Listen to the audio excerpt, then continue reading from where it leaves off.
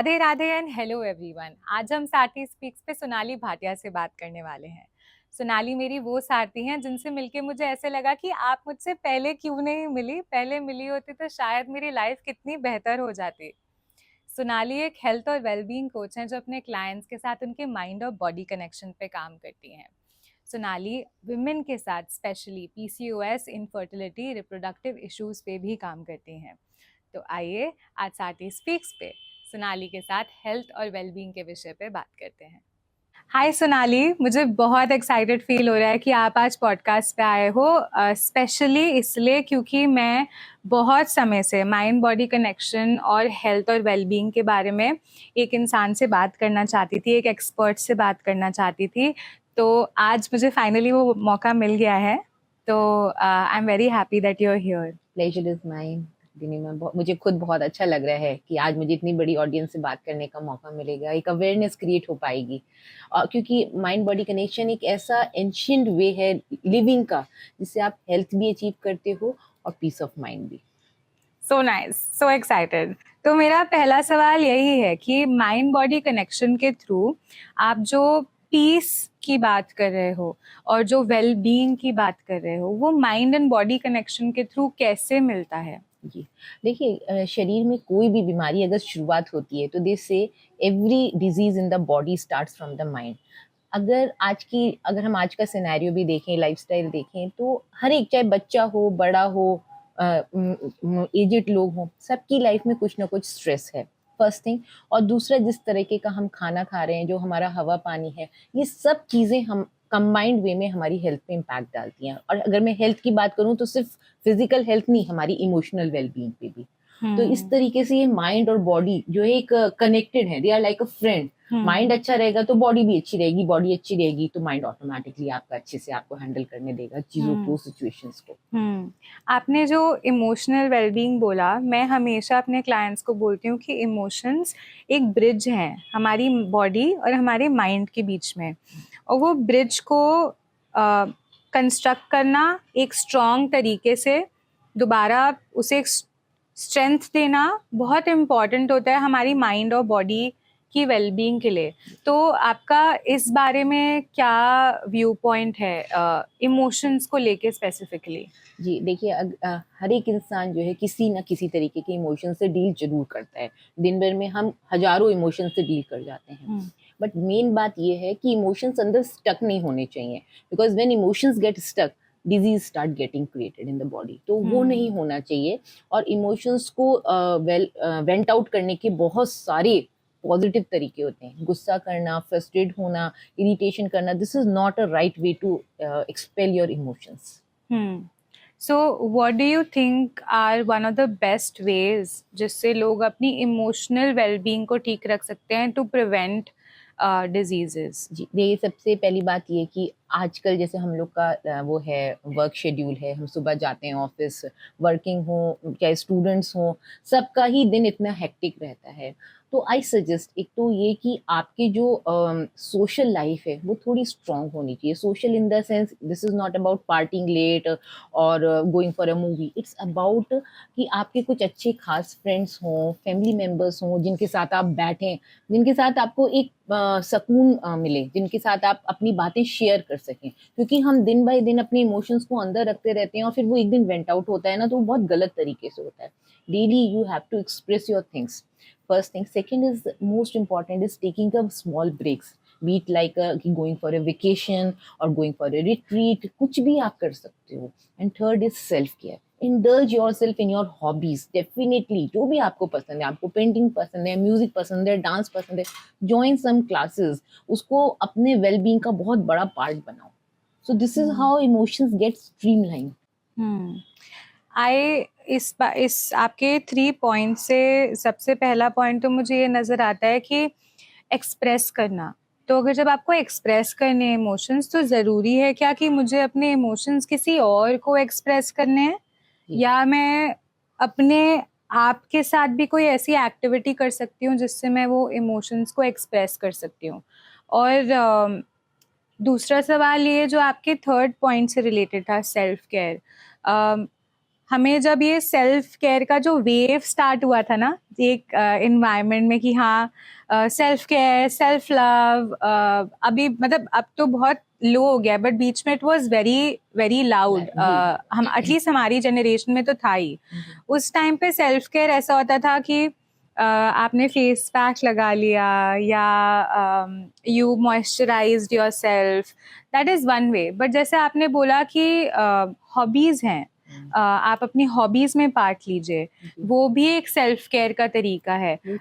तो उस point of view को कोई कैसे होलिस्टिकली ले सकता है, जैसे बॉडी के लिए भी सेल्फ केयर और माइंड के लिए भी, इमोशंस के लिए भी जी। तो या फर्स्ट क्वेश्चन, पहले क्वेश्चन का जवाब मैं ये देना चाहूंगी कि it depend on person to person. कई लोगों को दूसरों से बात करके एक्सप्रेस करके अपने इमोशंस को अच्छे से वेंट आउट करते हैं। Suppose I have a very good friend जिससे मैं बात करती हूँ तो मुझे लगता है कि आई एम फीलिंग लाइट, वहां से मुझे सॉल्यूशन मिल सकता है। कई लोग काउंसलर्स के पास जाके अपने आप को वेंट आउट करते हैं, दे गेट अ सॉल्यूशन।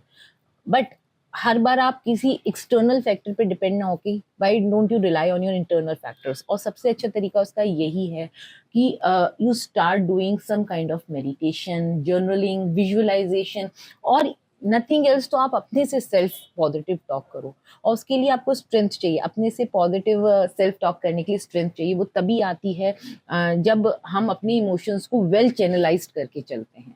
तो उसके लिए मैंने बताया जैसे कि हम स्टार्ट कर सकते हैं लाइट मेडिटेशन से अपना दिन स्टार्ट करें। तो दिन भर के चैलेंजेस को फेस करने के लिए हमारा माइंड रेडी होगा। Meditation is like a breakfast for your mind. बिना ब्रेकफास्ट के आप घर से निकलते हो तो आप कितना लो फील करते हो, तो same is for mind. Mind को भी तो कुछ चाहिए। तो whole day you are ready to face different type of challenges and emotions well. तो it depend on person to person. किसी को लोगों से बात करके अच्छा लगता है, कई लोगों को जर्नलिंग करके, कई लोगों को पेंटिंग करके, कई लोगों को म्यूजिक सुनकर। तो ये आपको अपना वो कहते हैं ना जेन मोड देखना है कि कहाँ से आप जेन मोड में जा रहे हो। और आपके दूसरे क्वेश्चन का मैं जवाब यही देना चाहूंगी कि देखिए सेल्फ केयर की अगर बात की जाए ना, तो आप सही कह रहे हो, बहुत हाइप्ड है आज की डेट में कि आप लोशन लगा के बैठ जाओ, फेस पैक लगा लो। This is not self care. ये सेल्फ केयर नहीं। सेल्फ का मतलब क्या हो कि आप इंटरनल जो वुंड्स हैं उनको हील कर रहे हो। और उनको हील करने का तरीका यही है कि आप अपने लिए टाइम निकालो, वो चीजों में इंडल्ज हो, वो करो। आपको ट्रैवलिंग पसंद है, go for a vacation, go for a beach vacation, go for a mountain vacation. वहां से जब आप आओगे यू विल फील योरसेल्फ कि हाँ आई एम क्वाइट हील्ड। जो दिन भर की चीजें थी, जो मेरे इतने टाइम का स्ट्रेस था, वो काफी लो मूड में है। इट्स नॉट आपको पेंटिंग पसंद है, बैठ के पेंटिंग करो, एक दिन निकालो। नेटफ्लिक्स, अमेजॉन, इन पे बैठ के देखना या फिर एक स्क्रीन टाइम देखना, it's not self care, it's not self time. बहुत ज्यादा रेजोनेंस है जो आपने मुझे बोला, क्योंकि self is actually your soul. मतलब हमारे सारे स्पिरिचुअल टेक्स्ट में बोला गया है कि जो हमारी सेल्फ होती है वो सोल होती है, हमारी आत्मा होती है, हमारी स्पिरिट होती है। तो अगर हम सेल्फ केयर कर रहे हैं तो हमें उस सोल की केयर करनी है। तो अगर हम नेटफ्लिक्स देखेंगे तो दैट्स जस्ट अ डिस्ट्रैक्शन, वो हमारा ध्यान भटक ही रहा है हमारी आत्मा से। हम बस अपनी एक रोबोटिक स्टेट ऑफ माइंड में अपने आप को डाल रहे हैं और उसी ब्रेन वेव स्टेट में हम बस इंडल्ज रहते हैं। It's almost like an addiction also. तो अगेन इफ इट्स एडिक्शन तो ये सेल्फ केयर कैसे हुई? और दूसरी चीज जो आपने बोली कि जो आपको कनेक्ट करना बहुत ज़रूरी है अपने इमोशन से, समझने के लिए कि आपको पता होना चाहिए पहले तो क्या मैं वैसी इंसान हूँ जिसको एक्सटर्नली किसी इंसान से बात करके सुकून मिलता है, या फिर इंटरनली कुछ एग्जीक्यूट करके मुझे सुकून मिलता है। तो उस एसेंस में बहुत सारे लोग हैं जिनको इमोशन से कनेक्ट करना आता ही नहीं है, उनको पता ही नहीं, उन्हें किसी ने सिखाया ही नहीं है कि पहला स्टेप क्या होता है। तो आप अगर किसी को गाइड करना चाहें for their wellbeing, emotional wellbeing, तो फर्स्ट स्टेप क्या होगा कि इमोशंस को फील करना क्या होता है? क्या बोलेंगे आप इस चीज में? मैं यही बोलूंगी, देखिए सबसे पहले हर एक इंसान को पता होता है कि क्या उसके ट्रिगर पॉइंट्स हैं। ठीक है, ऑफिस जाना है तो वहाँ क्या ट्रिगरिंग पॉइंट है जो हमें इमोशनल लोअर स्टेट में ले जाएगा, घर पे वो क्या चीज़ें हैं। सबसे पहले आइडेंटिफाई योर ट्रिगर पॉइंट्स, उन पे काम करो, इमोशंस अपने आप हैंडल हो जाएंगे। इट्स लाइक कि अगर फीवर है तो ये जानो फीवर आ क्यों रहा है, टाइफाइड की वजह से आ रहा है, वायरल की वजह से आ रहा है, तभी तो आप राइट मेडिसिन खाओगे। फीवर के भी जैसे डिफरेंट टाइप्स होते हैं, ऐसे हमारे इमोशंस भी डिफरेंट टाइप के होते हैं। कहीं हम एंगर है अंदर दबा हुआ, फ्रस्ट्रेशन है, इरिटेशन है अंदर, किस चीज को लेकर है, तो वो ट्रिगर पॉइंट्स देखो पहले तो। सबसे पहले आप वो आइडेंटिफाई करो। खुद नहीं कर पा रहे, टेक अ प्रोफेशनल हेल्प। आज की डेट में काउंसलर्स आपकी हेल्प करने के लिए रेडी हैं, different type of counsellors you have. या फिर कोई ऐसा स्ट्रेस है जो आपको पता चल रहा है कि बहुत टाइम से चल रहा है, be your relationship stress, be your financial stress, work stress, उसको आइडेंटिफाई करो, उस रूट कॉज पे जाके काम करो। जब तक रूट पे काम नहीं करोगी, instead of dusting out emotions will not work out.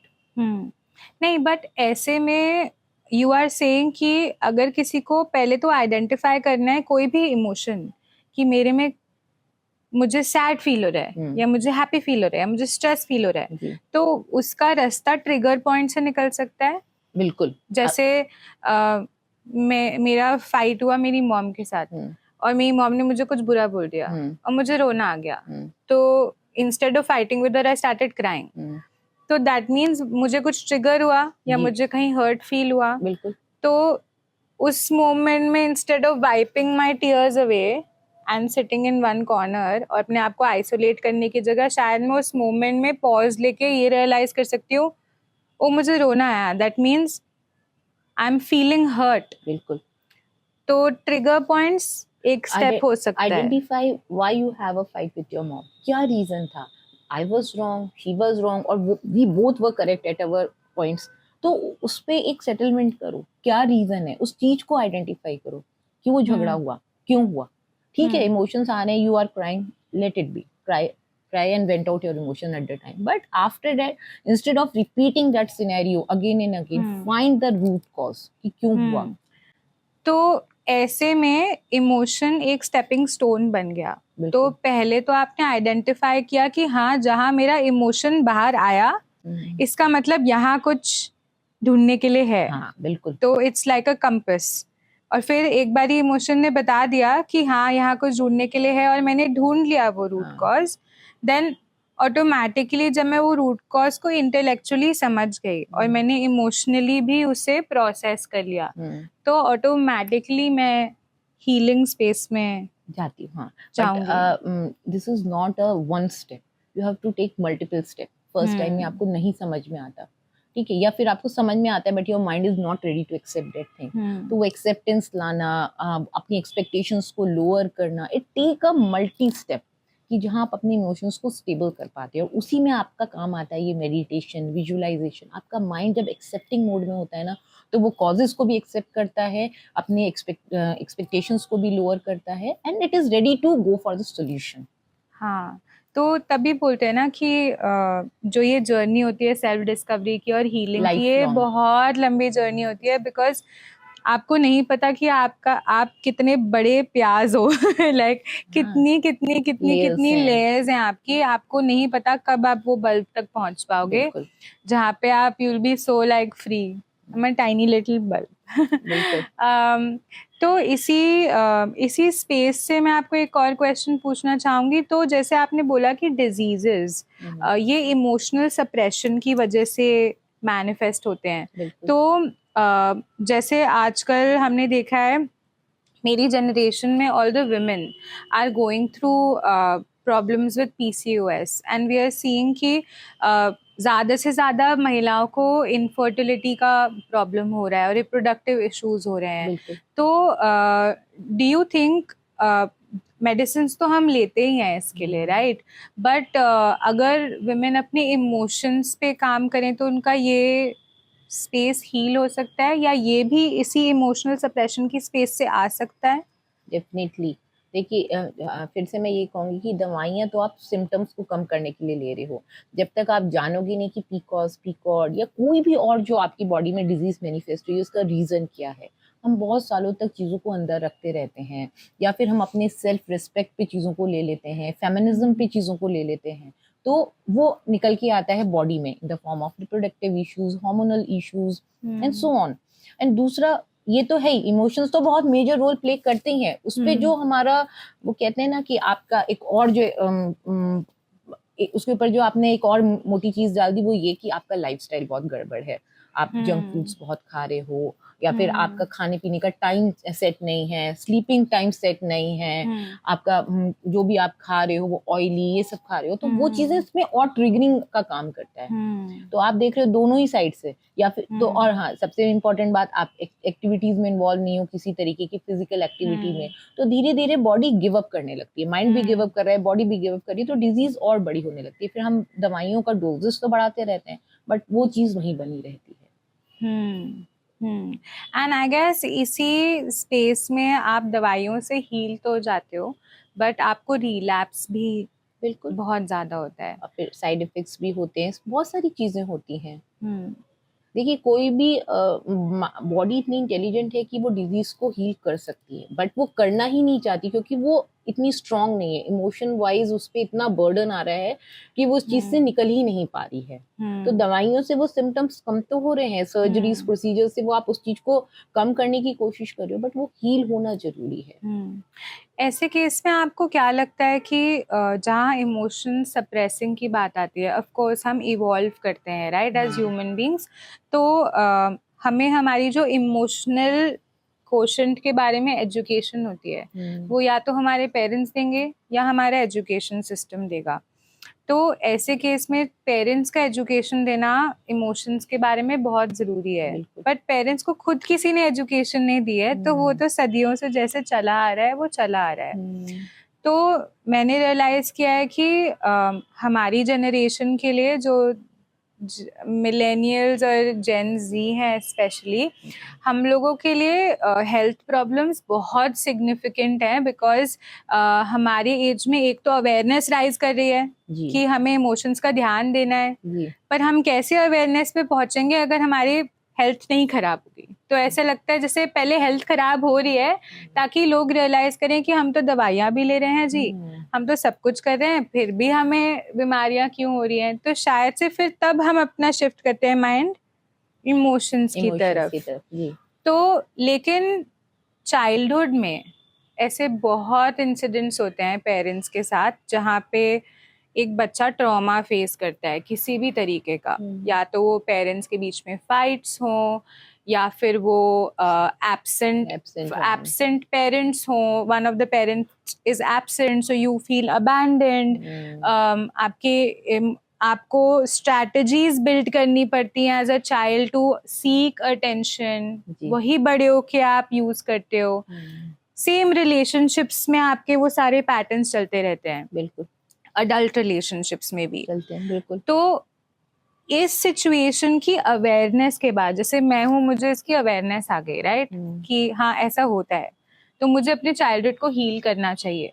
तो कोई अपने चाइल्डहुड ट्रॉमास को कैसे उन पे कैसे वर्क कर सकता है ताकि हमारा, अगेन वो इमोशंस है राइट, तो हमारा माइंड बॉडी कनेक्शन स्ट्रांग हो जाए, बना रहे। जी देखिए, मैं आज की डेट में कोई भी ऐसी चीज़ नहीं है जो अवेलेबल नहीं है।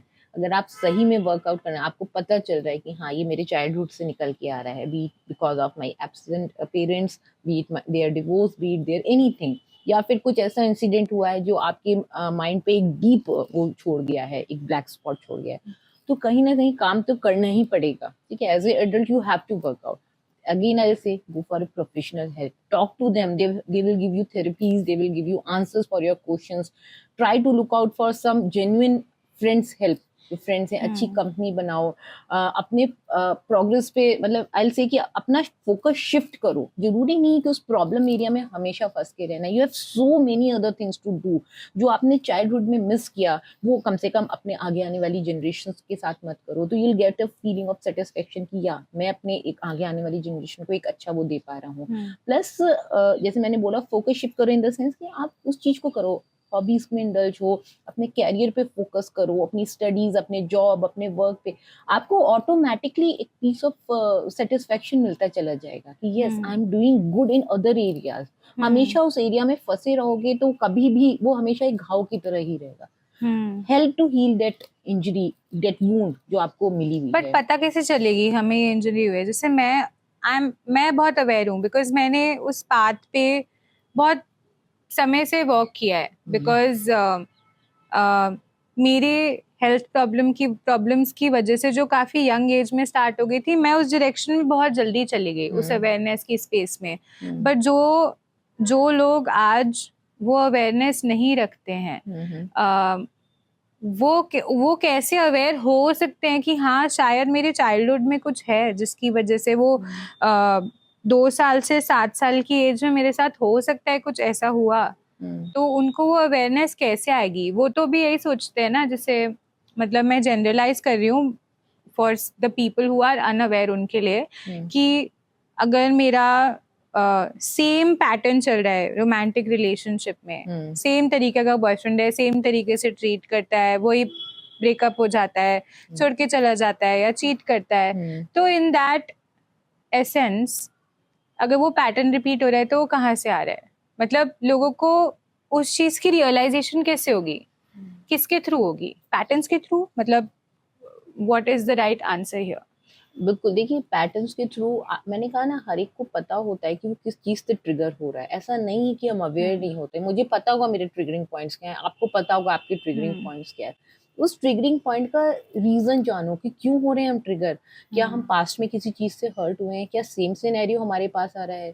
जैसे आपने अभी बोला कि किसी ने आपको चीट किया, चीट आपने किसी और से लिया था, अब आपने किसी को देखा कि वहां चीटिंग चल रही है, तो क्यों वो इमोशंस ट्रिगर हो रहे हैं? क्योंकि आपका माइंड जो उस चीज से रिलेट कर रहा है कि मेरे साथ चीटिंग हुई थी ना, तो जैसे ही आपने किसी को चीट करते देखा या आपने किसी को गलत काम करते देखा, वो इमोशन ट्रिगर हो गए। वर्कआउट, हेल्प योरसेल्फ कि नहीं, हर चीटिंग, हर इंसान एक जैसा नहीं होता। अगर मुझे पास्ट में कुछ हर्ट्स मिले हैं, चाहे वो मेरे अपनों से मिले हैं या फिर किसी आउटसाइडर से, तो मुझे उसको कैरी नहीं, I am not saying it's an easy task, it take years. जो स्पेशली जो चाइल्डहुड ट्रॉमास होते हैं उनको हील अप होने में टाइम लग जाता है, क्योंकि उस टाइम हमारा माइंड और बॉडी ग्रो कर रहा था और उस टाइम ही हमारे एक ब्लैक स्पॉट लग गया, तो उस स्पॉट को जाने में टाइम लगता है। And it take not only your effort but your family members, your friends, your near and dear ones, उनको भी हेल्प करनी पड़ती है।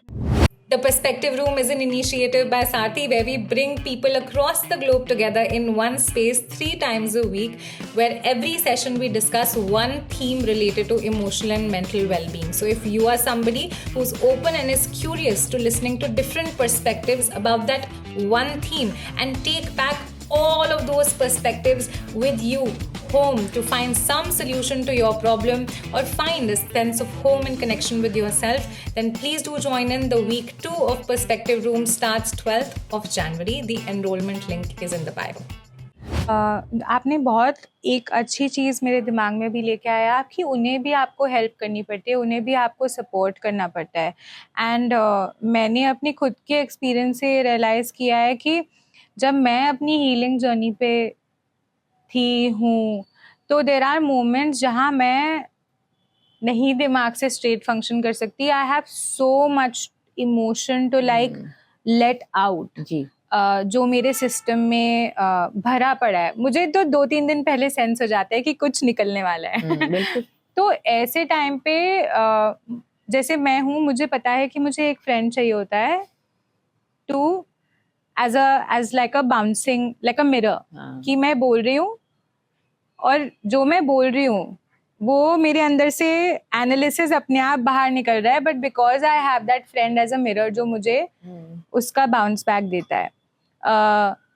अकेले में मुझे फील होना शुरू हो जाता है वो लावा बबलिंग।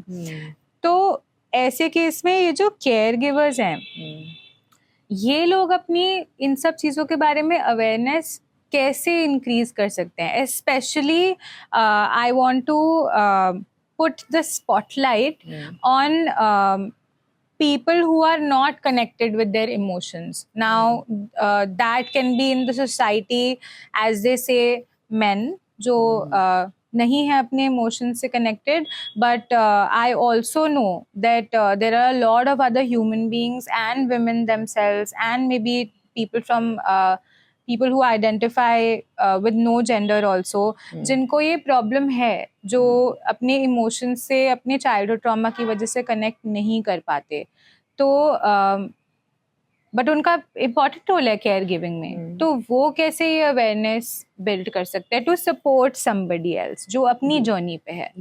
देखिए, अगर मैं किसी के साथ रह रही हूँ तो मुझे भी दिखता है कि वो इंसान किसी वजह से परेशान है। सपोज हम बात करें कि किसी डिजीज से डील कर रहा है, उसको भी पता है कि बार बार मेडिसिन खानी है, बार बार प्रोसीजर्स पे जाना है। It's the I think it's the responsibility of a family to give them comfort कि हाँ भाई ठीक है, एक प्रॉब्लम है, बॉडी में है या फिर माइंड में कुछ चल रहा है, तो I have to help it out. सबसे पहली बात, फैमिली हो या फ्रेंड्स हो, उनको भी ये बात समझनी पड़ेगी कि हाँ किसी हार्मोनल चेंजेस से, स्पेशली वुमेन्स जब हार्मोनल चेंजेस से गो थ्रू होती हैं तो अननेसेसरी के इरिटेशंस होते हैं, अननेसेसरी की प्रॉब्लम्स होते हैं, तो women can take a help from their friends, family members, mother father को बता दें, स्पाउस है तो स्पाउस को कि I am dealing with my hormonal changes, नहीं हो रहा, मुझे मूड स्टेबिलिटी नहीं आ रही है, mood swings, and it's the responsibility of the other person की टू अंडरस्टैंड कि हाँ ये मूड स्विंग्स हैं कुछ दिन के, हफ्ता 10 दिन के, तो if she get irritated I have to comfort it, I have to help it out in the other works as well. आती already she is in a low state और फिर आते ही वो घर के कामों में इंडल्ज हो रही है, तो डेट ट्रिगर्स उसको और बढ़ा देता है उस चीज को। या if she is going through some stressful situation at office, at workplace or at school, college, instead of putting more burden, try to release some burden. तो इस तरह से आप हेल्प कर सकते हो। तो आप उनसे भी पूछ सकते हो, जैसे मैं बोलती हूँ अपनी लाइफ में जो भी, जैसे मेरे भाई हैं, मेरे फादर हैं, या मेरी मॉम है, मैं अपने सपोर्ट सिस्टम में हमेशा बोलती हूँ कि मुझे मूड स्विंग हो रहा है, परेशान करो मेरा मूड बहुत ख़राब है, या फिर जब वो बोलते हैं कि अच्छा ठीक है आप रेस्ट करो, तो बहुत बार वो मुझसे पूछते हैं अच्छा हम क्या कर सकते हैं तुम्हारे लिए, इतना मूड खराब है तुम्हारा, तो वो मुझे बेस्ट चीज लगती है कि वो मुझसे ही पूछ लेते हैं कि how can I make you feel better, तुम्हें कैसे बेहतर महसूस होगा मुझे बताओ, मैं वैसे I will try to serve you, this is like an act of service कि कुछ टाइम के लिए किसी की सेहत अच्छी नहीं है तो आप उनसे पूछ रहे हो हम आपकी कैसे मदद कर सकते हैं, and instead of seeing online कि वो those tips no which come from some people कि oh you should eat papaya, उससे आपकी help होती है, मतलब I'm not saying that's all that bad, but I'm saying वो personal connection आपका एक 10 steps, हाँ 10 steps articles और 10 pointers for people who are going through PMS, who are PMSing, बिल्कुल वो वहां से आपको नहीं मिलेगा, शायद वो पर्सनल कनेक्शन से ही बिल्कुल बेटर मिलेगा। Give them a hug, sit with them, talk with them, उनका हाथ होल्ड करो। वैसे भी कहते हैं ह्यूमन टच में इतना पावर होता है, hold your mother's hand, hold your spouse hand, cry, vent out your things instead of putting it inside, क्योंकि वही आगे जाके डिजीज बनने वाला है। And the role of other person is that कि हाँ उसका हाथ पकड़े रहो जब तक वो रोना चाहता है, जब तक वो अपनी बातें कहना चाहता है, जब तक वो कंफर्ट नहीं हो जाता। फीवर आता है तो क्या करते हैं, दलिया खिचड़ी खिलाते हैं ना ताकि बॉडी को थोड़ा रिलैक्स, ऐसी माइंड इस टाइम नहीं है उस स्टेट में, तो उसको भी दलिया खिचड़ी खिलाओ ना, उसके लिए उसको हक करो, उसको प्यारी प्यारी बातें करो, उससे पूछो कि क्या प्रॉब्लम है, कुछ बताना चाहते हो तो बताओ, बैठो उसके साथ। आज की डेट में प्रॉब्लम यही है कि ना लोग एक दूसरे को टाइम नहीं दे रहे हैं, टाइम देते ही प्रॉब्लम सॉर्ट आउट हो जाएंगी। यहाँ पे टाइम में मैं ये नहीं कह रही कि आप घंटों बैठिए उसके साथ, आप 5 मिनट्स एक अनडिवाइडेड अटेंशन किसी को देते हैं, इट्स मोर देन 5 hours, क्योंकि उसको वो मिल गया आपसे, वो प्यार, वो केयर, वो वाइब्रेशंस मिल गई, जिससे वो हील हो जाएगा अंदर से।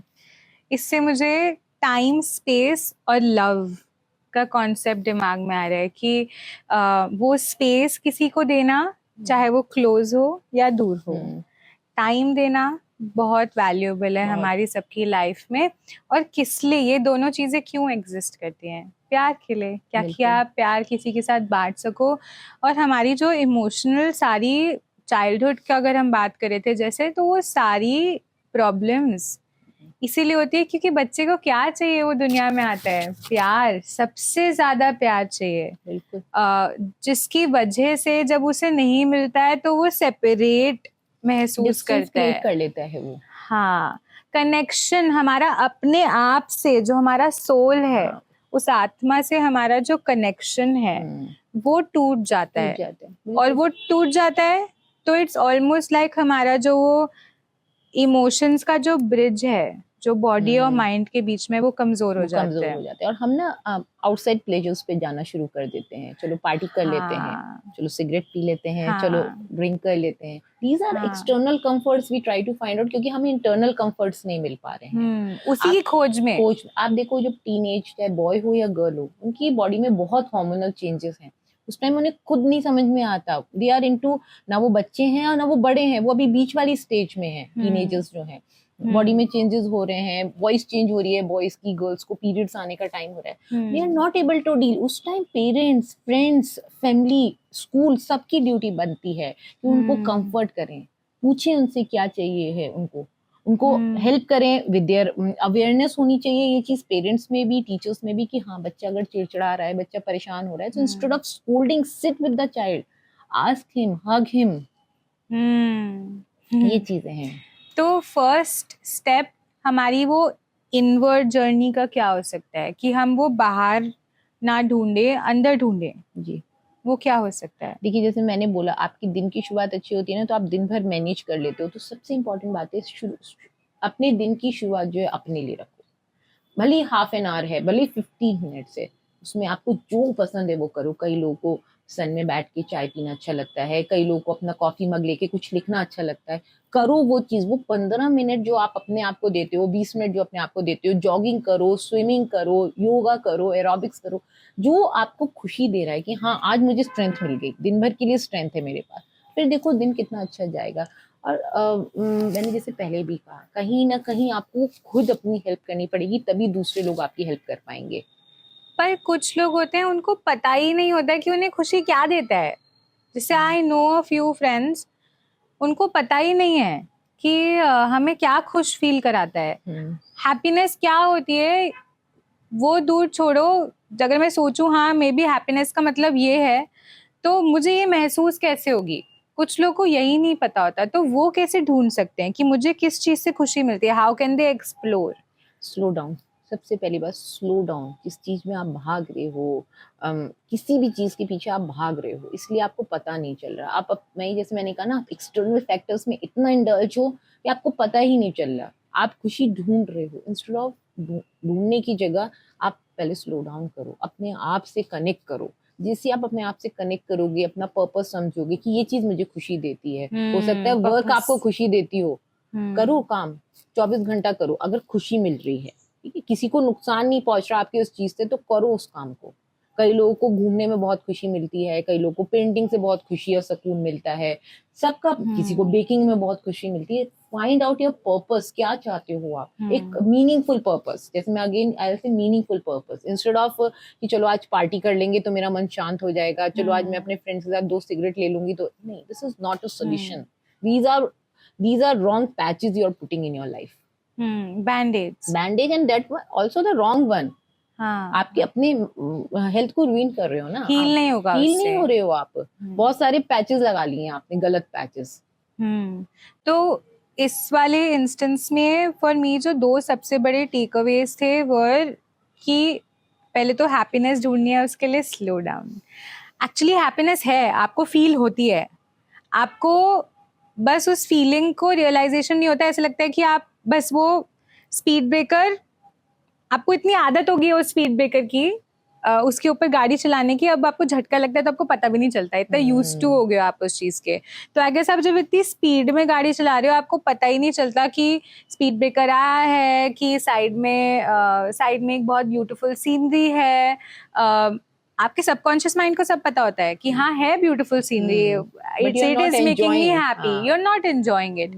सो आई थिंक जो मेरे 2 टेक अवे थे वाज फर्स्टली दिस ओनली, कि जब आप स्लो डाउन होगे automatically you will connect with yourself. बिल्कुल। मतलब that's like a side effect, that's like a by product. ये तो होगा ही. बिल्कुल। तो आप your first step and your first effort is doing nothing but just simply slowing the pace down. बिल्कुल। and just maybe setting the intention कि early morning में उठ के, भले मुझे नहीं पता कि मुझे क्या खुश करेगा, बट मे बी उस मोमेंट में जहाँ पे मैं कोई डिस्ट्रैक्शंस नहीं रख रहा हूँ या रख रही हूँ, सारी डिस्ट्रैक्शंस साइड है, तो मैं जब खाली बैठूंगा या बैठूंगी तो मुझे रियलाइज होगा शायद I should do this, and that is not a distraction but it's something that is going to give me like a feel good feeling or make that me will pump calm. me, that will give me energy for my other challenges in life. Yeah. And the most important is that कि आपको बड़े moments का wait नहीं करना, celebrate small moments ना. हाँ. आप रात में अपनी फैमिली के साथ डिनर करो, मेक इट अ रूल कि नहीं मुझे अपनी फैमिली के साथ डिनर करना है. डिनर नहीं कर सकते तो at least we'll sit for breakfast, we'll have a nice conversation instead of कि ऑफिस में क्या चल रहा है, instead of कॉलेज में क्या प्रॉब्लम्स है. No, don't discuss those things. करो, वो अलग टाइम निकालो, but when you are on table, enjoy playing cards with your family members, करो तो वो टाइम निकालो, देखो अपने आप हीलिंग शुरू हो जाएगी. हम लोग, वही तो मैं कह रही हूँ, हम भाग रहे हैं, हम ना एनिवर्सरी सेलिब्रेट करते हैं ना हम बर्थडे प्रॉपर सेलिब्रेट करते हैं, हम सोचते हैं हम पार्टी में करें. फेस्टिवल्स टाइम नहीं है, please celebrate those things because it gives you a feel good factor. वो आपको उसके ना रिपल इफेक्ट्स बहुत दिनों तक रहते हैं. या यू आर कनेक्टिंग विद अपना कल्चर, अपने एंसेस्टर्स जो इतने साल से सेलिब्रेट करते आए हैं. मतलब इतने सारे फेस्टिवल्स हैं साल में हमारे कल्चर में, उनका रीजन ही ये है कि हम अचीवमेंट्स को सेलिब्रेट कर रहे हैं. अब वो चाहे एक रावण को मारने की हो, हमारे माइथोलॉजी में तो छोटी छोटी चीजें सेलिब्रेट की जाती हैं. That in itself is such a beautiful reflection कि life is to be celebrated. And दूसरी चीज जो मैं टेक अवे बोल रही थी was the sense of purpose only. बिल्कुल, कि वो पर्पस, बहुत लोग मुझसे सवाल पूछते कैसे मिलेगा मुझे मेरा purpose. I have so many clients who I say कि पहले तो अपनी लाइफ में पर्पस ढूंढो. कैसे ढूंढे पर्पस, इसलिए तो आपके पास आए हैं. तो मेरा यही सबसे पहला आंसर होता है कि पर्पस पहले तो क्या होता है आपको यही पता नहीं, जिसकी डेफिनेशन क्या है. देखिए, बैठिए अपने, जैसे मैंने कहा, बैठिए और देखिए क्या चीज आपको खुशी दे रही है. अगर मुझे जो है लोगों से, अपने क्लाइंट से बात करके उनको हेल्प करके खुशी मिली है तो दैट इज माय पर्पस. अगर मुझे एक सक्सेसफुल बिजनेस सेटअप करके खुशी मिली है तो दैट इज माय पर्पस. अगर मुझे एक डिग्री हासिल करके खुशी मिल रही है, दैट इज माय पर्पस. हर एक एज में आपके अलग अलग पर्पस होते हैं. आपका पर्पस हमेशा सेम नहीं रह सकता, ये भी ध्यान देने वाली बात है. एक स्टूडेंट के लिए पर्पस ये होता है कि उसको एक अच्छा कॉलेज मिल जाए. कॉलेज पास आउट करने के बाद उसका पर्पस होता है कि मैं या तो अपना कुछ सेटअप कर लूं या मेरे को अच्छी जॉब मिल जाए. उसके बाद अगला पर्पस होता है कि I should grow in my field. इसी तरीके से हमारे अलग अलग पर्पसेस होते हैं लाइफ में. Identify your purpose. एक पर्पस आपका हमेशा लाइफ लॉन्ग नहीं रह सकता. और दूसरी बात ये है कि जब आपने आइडेंटिफाई कर लिया तो उसके लिए काम करिए. फिर आइडेंटिफाई करके बैठ जाने से कुछ नहीं होगा. आपको you have to run around the people, you have to run around fire. बिल्कुल, क्योंकि वो आपको खुशी देगा कि हाँ, I have putting my 100% to my purpose. हाँ, मुझे वो सक्सेस, वो खुशी तब मिलेगी. और जैसे ही आपको वो मिलता है ना, आपके पर्पस से रिलेटेड सक्सेस मिलनी शुरू होती है, तो ऑटोमेटिकली वो जो आप कह रहे हो ना कि हमारी खुशी क्या है, वो खुशी वहीं आ जाती है, अपने आप आ जाती है. हाँ. और कुछ पर्पस मुझे लगता है सबका, जैसे आप टाइम, स्पेस और लव का कॉन्सेप्ट बोलें तो सेम ही चीजें मुझे लगता है पर्पस भी. कुछ पर्पस आपके 3 साल तक होते हैं. जैसे अभी मेरा पर्पस है in life for the next 3 years कि मुझे इतना स्टेबल होना है ताकि I can get married. That is my purpose and I am very passionate about it. अपनी बात नहीं कर रही हूँ वैसे, but this is an hypothetical situation. या फिर मेरा नेक्स्ट 10 years का पर्पस है कि मुझे सर्व करना है in the army. And maybe that's my purpose. And for that, for the next 2-3 weeks, मेरा purpose है to prepare for that army physical examination maybe. तो purpose पहले तो definition wise लोगों को ऐसा लगता है कि मेरी soul का ये purpose है, ये तो बहुत बड़ी बात हो गई. but I guess as you said, small moments, बिल्कुल। small things, take small steps. Definitions को भी छोटा कर दो. जो चीज बहुत बड़ी लग रही है, macrocosm doesn't have to be so big. Universe has you and I in it. So that entire big globe of a thing, you can make it to only you and me also. This बिल्कुल। is an entire universe also. बिल्कुल। तो मुझे तो ये मतलब आपके जवाब से रियलाइजेशंस, अभी मुझे रेवलेशंस हो रही है, मुझे ऐसा लग रहा है. तो थैंक यू इसमें सो मच. एक पॉइंट और ऐड करना चाहूंगी कि हाँ. पर्पस जो है ना, कभी भी दूसरे आपके लिए सेट नहीं करेंगे, क्योंकि जब वो दूसरे सेट करेंगे तो वो आप पैशनेटली नहीं कर सकते. फर्स्ट आइडेंटिफाई योर कि क्या मेरी इनर कॉलिंग है, उस इनर कॉलिंग पे जाओ. देखो फिर आप बहुत खुश होके काम करोगे, आप लेट नाइट्स भी काम करोगे, आप लेट नाइट भी स्टडीज करोगे. हाँ. मुझे बनना है डॉक्टर और मैं पढ़ रही हूँ इंजीनियरिंग की पढ़ाई कर रही हूँ, तो कहाँ से मैं वो तो मैं रो रो के करूंगी कि बस किसी तरह खत्म हो 4 साल, फिर किसी तरह रो रो के मैं जॉब करूंगी. आइडेंटिफाई कि मैं और सबसे जरूरी नहीं है, हमेशा हमें पर्पस बहुत इजीली नहीं मिल जाता. You have to stand against so many odds.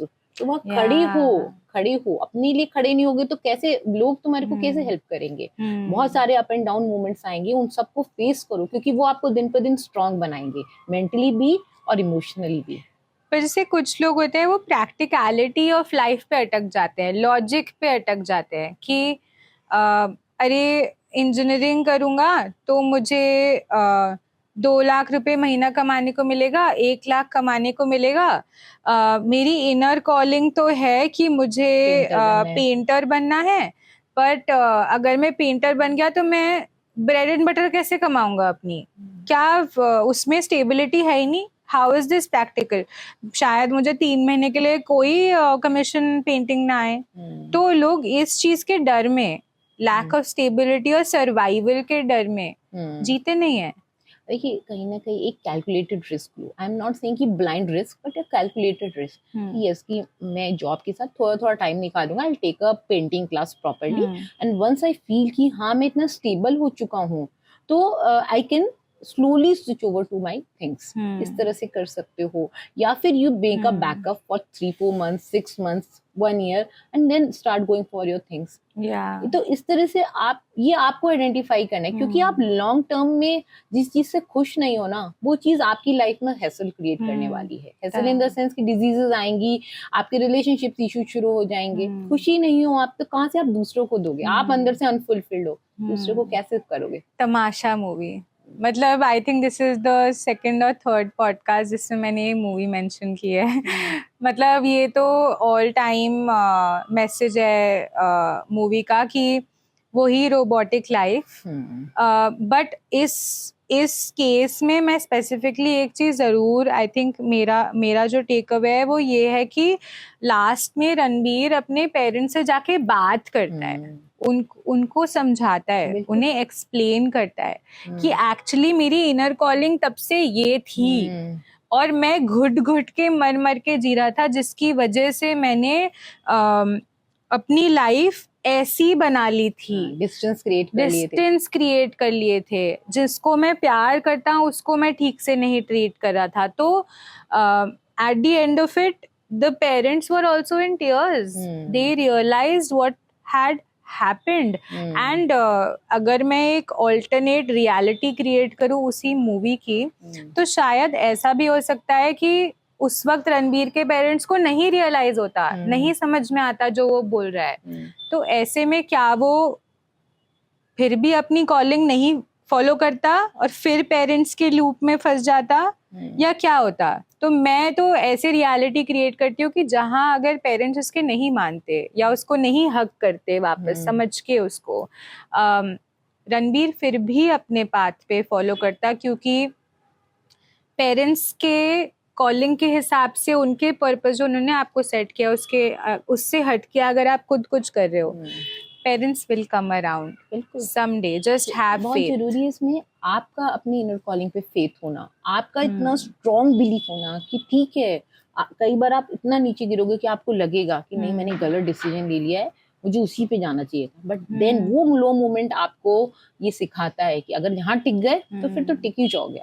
आएंगे लो मोमेंट्स, हर एक चीज में आएंगे, बट वहां पे टिकना, और वो टिक कैसे पाओगे आप, जब आपको अपने इनर कॉलिंग पे स्ट्रॉन्ग बिलीफ होगा कि ठीक है आज मेरा लो टाइम है, आई मैनेज, मैं अपने आप को उठाऊंगा और फिर से खड़ा होके करूंगा। तो ये चाहे आप किसी भी एक पर्सन की बात करें, वहां पे जब ये चीज आता है, जब ये मूवमेंट आता है, वो उठाने वाला सिर्फ आप होते हो, बाहर कोई नहीं हेल्प कर सकता। मैं कितना भी आपको बोलूंगी, आप नहीं उठोगे जब तक आपका अंदर का, ये सेम ऐसी चीज है जैसे मैं आपको रोज बोलूं आप जाओ वॉक करो, 2 दिन आप जाओगे, 3 दिन फिर छोड़ो, सो जाते हैं। जब तक आपके अंदर खुद नहीं आएगा कि नहीं मुझे अपनी हेल्थ पे ध्यान देना है, मुझे अपने काम पे ध्यान देना है, आप खुद उठोगे, खुद जाओगे, तो अपनी इनर कॉलिंग पे जाओ। तो एक सारथी भी बेसिकली आपका हाथ पकड़ सकता है, बिल्कुल, और आपको उठा सकता है, बट एक पॉइंट ऑफ टाइम के बाद वो बस आपका हाथ भी इसलिए पकड़ रहा है ताकि आपको रियलाइज, आपको फर्स्ट पुश मिल जाए। 3 इडियट्स में जैसे आमिर खान ने हेल्प किया था अपने फ्रेंड फरहान को, क्योंकि वो बनना चाहता था वाइल्ड लाइफ फोटोग्राफर, उसे पता था बट वो डर रहा था। जहाँ उसने उसकी वो लेटर को पोस्ट कर दिया, वहां से कॉल आ गई, उसके बाद जो मेहनत की वो उस बंदे ने ही करी। ऐसे ही हमें लाइफ में कई लोगों की जरूरत पड़ती है जो हमें एक फर्स्ट पुश दे देते हैं कि हो जाएगा, जाओ, धक्का दे दिया, अब तो तुमको करना ही है जो करना है। तो वहां पे आपको अपनी एक्सपेक्टेशंस खुद मीट करनी पड़ती हैं। वाओ, आपके साथ आज कॉन्वर्सेशन इतना होलसम रहा है, and I think this is what your clients also must be experiencing, because ना ही अभी हमने हेल्थ के बारे में बात की, मतलब बट हमने हेल्थ के बारे में बॉडी, इमोशंस, माइंड सब कवर अप कर लिया, from problems like PCOS, mood swings, emotions, we covered it all. It was so wholesome. But आपसे मैं एक लास्ट क्वेश्चन जाते जाते यही पूछना चाहूँगी कि आपके जो क्लाइंट्स हैं, जब आप एज अ हेल्थ कोच उनकी हेल्प करते हैं, तो फर्स्ट स्टेप क्या होता है? What is your first step to know कि मेरे क्लाइंट्स को क्या चाहिए मुझसे? जब मैं अपने क्लाइंट से बात करती हूँ, first of all I try to find that hidden things in their mind, क्या उनके रूट कॉजेज हैं। जब हम बात करते हैं तो एक एक क्वेश्चन से अनफोल्ड होते जाते हैं, जैसे आपने बोला ना हम एक प्याज की तरह हैं, एक एक लेयर उतरती जाती है, then I came to know कि ये प्रॉब्लम है। And second most important thing, whether that person is ready to help, अपने आप को हेल्प करने के लिए वो रेडी भी है कि नहीं। मैं हमेशा उनके साथ नहीं खड़ी हो सकती, I am a first push for them, मैं उनके पॉइंट्स आइडेंटिफाई करा सकती हूँ, मैं इनकी प्रॉब्लम्स बता सकती हूँ कि these are the things you are dealing with. I can give them a solution, but उस सोल्यूशन पे काम उनको ही करना पड़ेगा। जैसे डॉक्टर मेडिसिन लिख देता है बट खाना तो आपको ही पड़ेगा, सेम विद देम। तो I try to find out कि क्या उनके रूट कॉजेज हैं, क्या उनके इमोशंस हैं जो स्टक हैं। I identify them, I tell them कि ये चीजें हम करेंगे मिलकर, I am with you, but you have to help yourself. So you empower them. बिल्कुल, क्योंकि एक बार उनके, उसके बाद उन्हें, मैं हमेशा उनके साथ नहीं रह सकती, वो हमेशा अपनी हेल्प कर पाएंगे। फिर उनके पास वो टेक्निक्स, वो टूल्स होंगे, वो चीजें होंगी कि हाँ लाइफ में और चैलेंजेस आएंगे, नए रिलेशनशिप्स आएंगे, वहाँ नई प्रॉब्लम्स आएंगी, उनको पता है कि हाँ इससे मैं हेल्प कर सकता हूँ। तो you empower them to be independent, बिल्कुल, rather than being dependent on you anyone. as a coach or a therapist. बिल्कुल, you can refresh yourself, yes, you can refresh yourself in 6 months, in 1 year कि हाँ कुछ नई problem आई है, कुछ नई चीजें, you can discuss with me or any professional counselor, but हमेशा एक डिपेंडेंसी नहीं रखो, डिपेंडेंसी रखो अपने ऊपर। और वो प्रेजेंट मोमेंट की प्रॉब्लम से आप उनको डीलेयर not only with present, with the past also, क्योंकि प्रॉब्लम्स हमेशा पास्ट से शुरू होती हैं। कहीं चाइल्डहुड की प्रॉब्लम्स होती हैं, कहीं मैरिड लाइफ की प्रॉब्लम्स निकल के आती हैं, कहीं वर्क रिलेटेड इश्यूज निकल के आ रहे हैं। तो वी हैव टू आइडेंटिफाई कि किस एरिया से प्रॉब्लम आ रही है, उस पर हम स्पेसिफिक फोकस करेंगे और बाकी एरियाज को भी हील करते चलेंगे। बट स्पेसिफिकली अगर एक क्लाइंट को आपको अप्रोच करना है तो they have to just come with what, like just what they're facing right now, that's it। जी, क्या अगर चाहे वो इमोशनल लेवल पे डील कर रहे हैं या कोई फिजिकल इशू है, जैसे मैंने बोला मेरे पास विमेन क्लाइंट्स आती हैं, they have irregular periods, infertility issues, then I try to find out कि क्यों आए ये इश्यूज, आए ही क्यों फर्स्ट, क्यों बचपन से उनकी पीरियड्स रेगुलर नहीं आ पा रहे, या क्यों मेडिसिन खा के ही उनको पीरियड्स आते हैं, इतने फेल्ड IVFs IUIs क्यों हुए, उसके बाद भी वो नहीं कंसीव कर पा रही। तो कहीं उन्होंने इमोशंस को अंदर स्टक कर लिया है, तो वो चीजें वेंट आउट नहीं होंगी, तो बॉडी रिस्पॉन्ड ही नहीं कर रही उस चीज को। तो वो हम आइडेंटिफाई करते हैं, देन ऑल्सो जैसा as I said mind and body are friend, mind पे हम काम करेंगे साथ में बॉडी पे भी कि लाइफस्टाइल चेंजेस, सुबह एक अच्छा हेल्दी रूटीन होना चाहिए, आपका डाइट प्रॉपर होना चाहिए, बैलेंस्ड होना चाहिए, फिजिकल एक्टिविटीज में आप इंडल्ज हो रहे हो, हॉबीज में इंडल्ज हो रहे हो, तो ऑटोमेटिकली सब चीजें ठीक होती चली जाएंगी। अलाइन होता चला जाएगा। इट टेक लिटिल टाइम, क्योंकि मैं कोई मेडिसिन नहीं दे रही कि आपने गलत किया and you are fine, no, it take little time. Problem आने में टाइम लगा है तो थोड़ा जाने में भी टाइम लेगी। तो basically very realistic, yes, and धीरे धीरे करके slow process and it align, sustainable also, and it will be permanent. फिर आप जब आप कंसीव करोगे तो वहाँ कोई प्रॉब्लम्स नहीं आएंगी, वहाँ कॉम्प्लिकेशंस नहीं आएंगे, बेबी भी आपके हाथ में हेल्दी आएगा। या फिर जैसे किसी को कोई डिजीज है तो रिलैप्स नहीं होगी, क्योंकि जब आप अंदर से हील हो चुके हो तो वो नहीं रिलैप्स होगी आपको, because you are so full and so complete. Now you know कि हाँ इस वजह से मेरे अंदर प्रॉब्लम थी। ब्यूटिफुल। आई गेस लास्ट मैं आपकी कॉन्वर्सेशन के रिफ्लेक्शन में बस एक मैसेज सब ऑडियंस को देना चाहूँगी कि अगर आप किसी के साथ हैं जो ऐसे हेल्थ प्रॉब्लम्स के गो थ्रू कर रहा है, भले आपको हेल्थ प्रॉब्लम नहीं है, बट स्टिल अवेयरनेस आपके खुद के लिए ही नहीं जो हेल्थ प्रॉब्लम फेस कर रहा है, बट उसका जो केयर गिवर है उसको भी उतनी ही अवेयरनेस होनी चाहिए। तो अगर मैं तो बोलूँगी कि जो ऑडियंस हमारी आज ये एपिसोड देख के आपको रीच आउट करेगी क्योंकि उन्हें कोई प्रॉब्लम है, मैं बोलूँगी कि वो लोग भी आपको रीच आउट करें जिनको कोई प्रॉब्लम खुद नहीं है बट शायद उनके पार्टनर को प्रॉब्लम है, ताकि वो अवेयर हो सकें उनके पार्टनर की प्रॉब्लम के बारे में और ज़्यादा, और वो उनकी कैसे सपोर्ट बन के मदद कर सकते हैं, वो किसी का साथी कैसे बन सकते हैं, उसके लिए भी वो सेशंस ले सकते हैं एक हेल्थ कोच से, किसी भी थेरेपिस्ट से। So that is just one kind request जो मेरी ऑडियंस से है। Thank you so much for coming today Sonali, बहुत अच्छा लगा आपसे बात करके। मुझे भी बहुत अच्छा लगा, it was really a very nice experience, thank you. आप सबको बस ये बोलना चाहूँगी कि डिस्क्रिप्शन बॉक्स में नीचे सोनाली की सारी कॉन्टैक्ट डिटेल्स हैं, तो अगर आप सोनाली की हेल्प सीख करना चाहते हैं, सोनाली से गाइडेंस लेना चाहते हैं, कोचिंग लेना चाहते हैं, तो आप डिस्क्रिप्शन बॉक्स से उनकी कॉन्टैक्ट इन्फॉर्मेशन पिकअप करके उनको रीच आउट कर सकते हैं। I hope that you enjoyed this episode. Bye. Coming up next on Sarthi Speaks. Peace, peace, peace, peace, peace. Sympathetic nervous system होता है, एक पैरासिम्पैथेटिक नर्वस सिस्टम होता है। Everything is so connected scientifically. It all comes down to the sense of safety. Firstly, emotions, जो हमारी भावनाएं होती हैं, और दूसरा जो हमारा बचपन होता है, inner child.